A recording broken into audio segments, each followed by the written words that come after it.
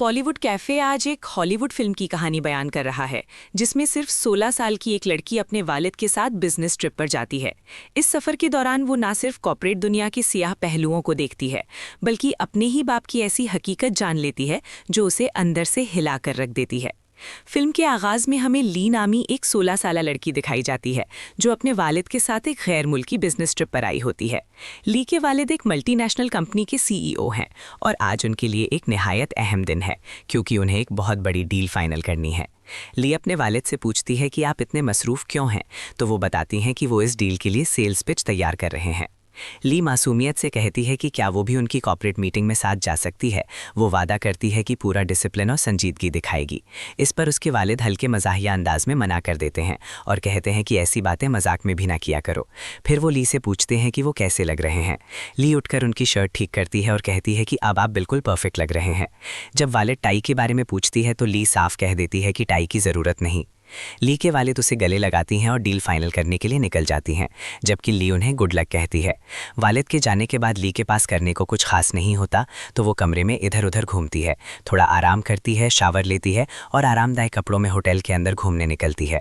हालांकि उसके वालिद ने उसे कमरे से बाहर जाने से मना किया था, मगर चूंकि पानी की बोतलें ख़त्म हो चुकी होती हैं, इसीलिए वो लिफ्ट की तरफ जाती है।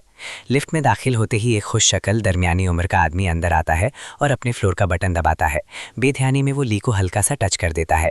ली उस वक्त बबलगम चबा रही होती है और एक आम टीनेजर की तरह लापरवाह होती है, मगर वो आदमी मोबाइल से नज़रें उठाकर मुसलसल ली को देख रहा होता है। उसकी नज़रें बार बार ली के चेहरे पर जा ठहरती हैं। जैसे ही उसका फ्लोर आता है वो लिफ्ट से बाहर निकलता है, मगर जाते जाते एक बार फिर पीछे मुड़कर ली को देखता है। तभी लिफ्ट के दरवाजे बंद हो जाते हैं।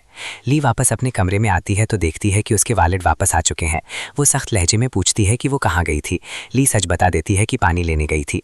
वालिद नाराज़ होकर कहते हैं कि कम से कम बताकर जाना चाहिए था, क्योंकि ये उन दोनों के दरमियान तयशुदा बात है। ली शर्मिंदगी से सॉरी कह देती है। वालिद का गुस्सा ठंडा हो जाता है। वो ली को गले लगाकर कहते हैं कि वो ये सब इसलिए कहते हैं क्योंकि उन्हें उसकी बहुत फिक्र रहती है। इस दुनिया में उसके सिवा उनका कोई नहीं। बाद में वालिद बताते हैं कि होटल मैनेजमेंट की तरफ से एक कॉर्पोरेट डिनर रखा गया है और उन्हें तैयार होकर जाना होगा। वो ली को चेंज करने को कहते हैं। ली अपने वालिद से एक सफ़ेद कॉर्पोरेट शर्ट मांगती है और डिनर के लिए वही पहन लेती है, ताकि वो भी उस माहौल में फिट हो सके। ली अपने वालिद से मीटिंग के बारे में पूछती है और ये भी कि क्या उन्हें कॉन्ट्रैक्ट मिल जाएगा, मगर वालिद इस सवाल को नज़रअंदाज करते हुए सिर्फ ली के लिबास की तारीफ करते हैं और कहते हैं कि वो बहुत खूबसूरत लग रही है, आखिर वो उनकी बेटी जो है। डिनर पार्टी में ली देखती है कि उसके वालिद एक शख्स क्रिश्चियन से हाथ मिला रहे हैं और उसे ली से मुतारिफ करवाते हैं। ली फौरन पहचान लेती है कि यही वो आदमी है जिससे वो लिफ्ट में मिल चुकी थी।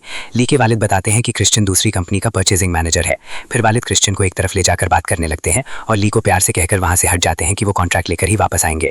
वालिद के जाने के बाद ली दूसरे मेहमानों से रस्मी गुफ्तगू करती है, मगर उसकी नज़र बार बार उस कोने की तरफ जाती है जहाँ उसके वालिद और क्रिश्चियन बात कर रहे होते हैं।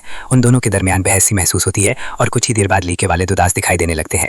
ली उनके पास जाकर पूछती है कि क्या हुआ, क्या वो किसी तरह मदद कर सकती है।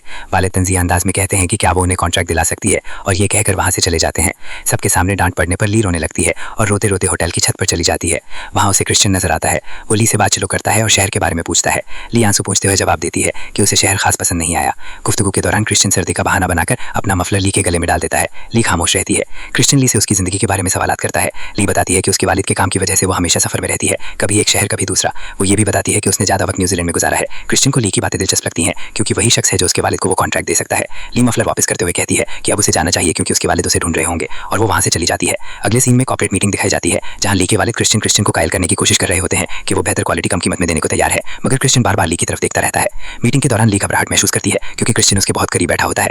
वो नापसंदीदा अंदाज में ली को छूने की कोशिश करता है। ली हैरान और परेशान हो जाती है, मगर खुद को संभालते हुए पानी का गिलास आगे बढ़ा देती है।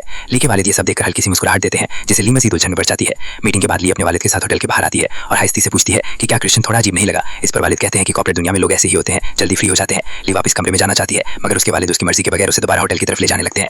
डिनर के बाद पार्टी का माहौल बन जाता है। चारों तरफ म्यूजिक का कहे और ड्रिंक्स का दौर चल पड़ता है। सब लोग एंजॉय कर रहे होते हैं। इसी दौरान क्रिश्चियन ली को अपने साथ डांस करने की दावत देता है। ली पहले तो थोड़ा हिचकिचाती है, मगर चंद लम्हों बाद वो खुद को संभालकर उसके साथ डांस फ्लोर पर आ जाती है। डांस करते हुए ली आहिस्ता आहिस्ता कंफर्टेबल होने लगती है, मगर अचानक उसकी नजर अपने वालिद पर पड़ती है, जो एक औरत के साथ हंसते मुस्कुराते एंजॉय कर रहे होते हैं। ये देखकर ली चौंक जाती है। वो फौरन अपने वालिद को डांस के लिए बुलाती है, मगर उसके वालिद साफ इनकार कर देते हैं। ये रवैया ली को बहुत अजीब लगता है। इसी दौरान क्रिश्चियन ली को आहिस्ता आहिस्ता पार्टी के रश से दूर एक साइड पे ले जाता है। ली बार बार अपने वालिद वालिद की तरफ देखती रहती है क्योंकि उसे समझ नहीं आ रहा होता कि उसके वालिद उसे रोक क्यों नहीं रहे। फिर भी वो खामोशी से क्रिश्चियन के साथ डांस करती रहती है। डांस के दौरान ली और क्रिश्चियन के बीच में फासला कम होता चला जाता है। ली खुद भी महसूस करती है कि वो क्रिश्चियन की तरफ अट्रैक्ट हो रही है और उसका रवैया पहले से ज्यादा ओपन हो चुका है। सामने उसके वालिद खड़े होते हैं मगर वो अपनी ही दुनिया में मगन दिखाई देते हैं और ली पर कोई तवज्जो नहीं देते। ये बात ली को अंदर से हिला देती है क्योंकि उसने अपने वालिद को कभी इतना लापरवाह नहीं देखा था। क्रिश्चियन मजीद करीब आ जाता है और डांस के दौरान ही ली को किस कर लेता है। ली एक बार फिर अपने वालिद की तरफ देखती है। उसके वालिद भी ली को देखते हैं मगर अगले ही लम्हे खामोशी से वहां से चले जाते हैं। ऐसा लगता है जैसे वो जानबूझकर ली को अपने छोड़ रहे हों ताकि क्रिश्चियन उसकी और करीब आ सके। ली इस रवैये को समझ नहीं पाती मगर क्रिश्चियन फौरन उसका ध्यान हटा देता है और कहता है कि क्या वो दोनों बाहर चलें। ली उलझन और कंफ्यूजन में हाँ कह देती है। क्रिश्चियन उसका हाथ पकड़कर पार्टी से बाहर ले जाता है और ली चुपचाप उसके साथ चलती रहती है। दिल में सवालात लिए। क्रिश्चियन ली को अपने कमरे में ले जाता है और उसे वोडका पीने के लिए देता है। ली खिड़की के पास खड़ी ड्रिंक ले रही होती है। उसकी सांसें तेज चल रही होती हैं। थोड़ी देर बाद क्रिश्चियन उसके पीछे आता है और उसकी गर्दन पर बोसा देने लगता है। इसके बाद दोनों के बीच कुर्बत बढ़ जाती है और वो इंटीमेट हो जाते हैं। कुछ देर बाद क्रिश्चियन अचानक वहां से चला जाता है और ली अकेली कमरे में बैठी रह जाती है। वो हैरान होती है कि वो बिना कुछ कहे क्यों चला गया। उलझन में ली वापस पार्टी हॉल की तरफ जाती है जहां अभी भी जश्न जारी होता है। ली पार्टी में अपने वालिद को तलाश करती है। कुछ देर बाद उसे अपने वालिद नजर आते हैं जो क्रिश्चियन के साथ बात कर रहे होते हैं। दोनों खुश दिखाई दे रहे होते हैं जैसे किसी बड़ी कामयाबी का जश्न मना रहे हों। हालांकि कुछ देर पहले वो बहस कर रहे थे। ये मंजर देखकर ली के ज़हन में एक बात साफ हो जाती है। उसके वालिद को कॉन्ट्रैक्ट मिल चुका है। ली को ये बात तो समझ आ जाती है मगर वो इस सवाल में उलझन जाती है कि उसके और क्रिश्चियन के बीच में होने वाली कुर्बत के फौरन बाद ये डील कैसे फाइनल होगी। धक्का लगने से ली अपने ख्यालात से बाहर आती है और आगे बढ़कर जश्न के बीच जाकर अपने लिए भी वाइन का ग्लास उठा लेती है।